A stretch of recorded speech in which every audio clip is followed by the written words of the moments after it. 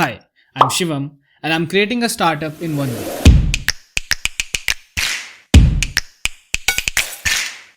I'm creating a platform named CodeBuddy, which is a one-stop solution for you to find the best tools and resources to help you in your coding journey. So the idea came from my Instagram account, which if you don't follow, the link would be in the description. In my Instagram account, I feature a lot of tools, website, roadmaps, GitHub repositories, and similar stuff that will help developers and programmers in their coding journey and makes the process of coding, programming, development much more fun and interesting. And while growing my channel and finding about these resources, what I learned was there are a number of resources out there which makes programming very fun and interesting.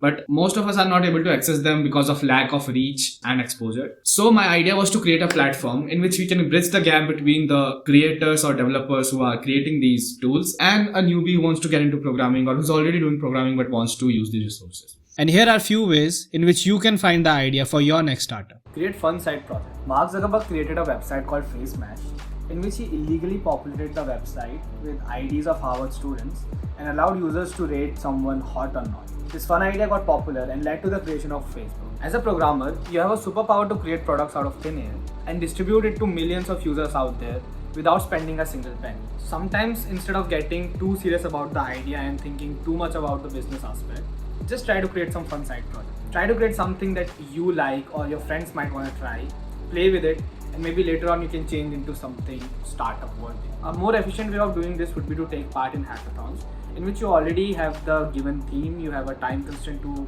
solve a given problem. So the number of options that you have or you have to think about reduces, which allows you to focus on one product and one problem and create something in a very short amount of time. If it works, it's well and good, but if it does not, you just wasted 24 hours of your life. That's it.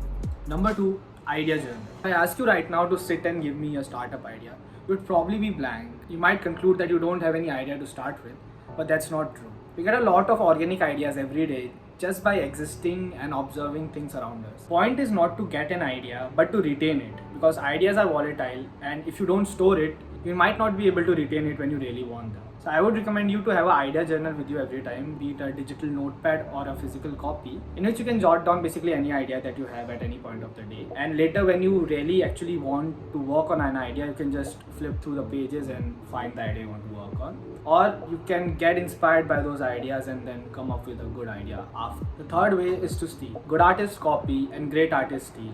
Picasso. Now I'm not telling you to just copy paste any startup idea into yours and push it out there. Just do it smartly. The business that are already out there and have a customer base have already done the validation of the market, timing, and the need of a particular idea. 20% of your work is already done there. You just have to find out how you can implement those principles into your own startup or your own domain. For example, Uber got success as a cab sharing and hiring company in US. Ola did the same thing, following the same principles but implementing that same idea in India. Find out which business suits you the best and how you can implement or improve its ideas into your own domain. The fourth point is to just get started. You might feel that getting the idea is a very big thing and a very critical part of a startup, which it is. A good idea goes a long way. But getting the idea is just a very small part of the process. The execution is the thing that matters the most.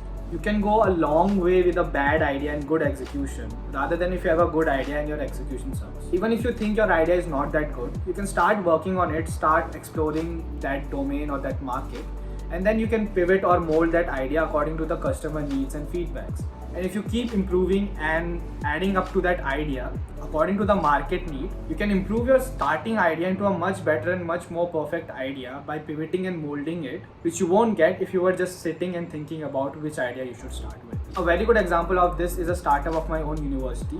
Its name is Go Perch. So we have an innovation fair in which we meet the founders of a particular startup and they tell us about the startup and stuff like that.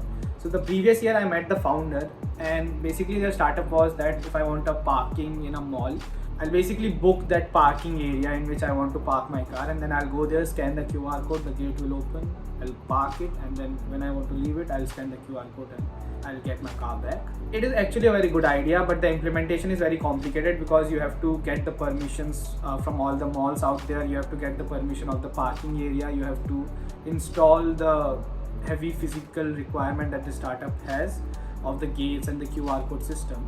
And this time when I met them, they are doing that parking thing, but apart from that, they have also pivoted into geo positioning and event management for the malls, which I find is a much better business to start with as a startup. So just get started, keep on pivoting, keep on improving until you find your right spot.